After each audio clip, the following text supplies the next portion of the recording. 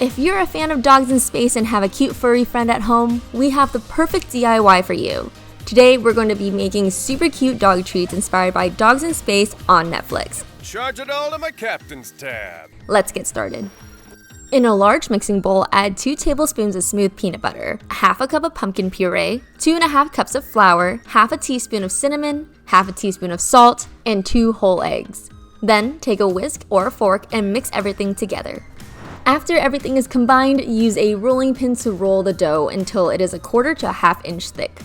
Once your dough is to your liking, take your cookie cutters and cut out your desired designs. For our garbage design, we will be needing a large circular cutout.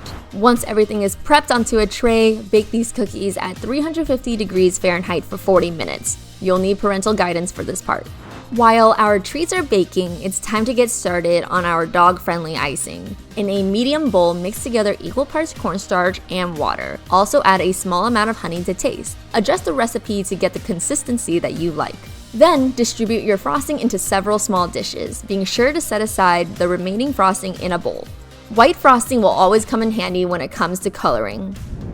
Now use dog-safe food coloring to dye your icing. Be sure to make a orange and also a very pale orange icing to create Captain Garbage. Once you have your colors ready, wrap wax paper into a cone and use it as an icing bag.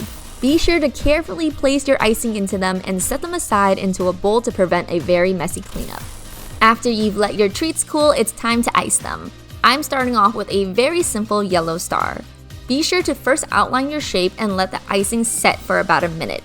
Then fill in the shape and use a toothpick to adjust the shape and smoothness of the icing. After the star design, we're going to go with a rocket ship, and again I am outlining, weighting, filling, and adjusting with a toothpick.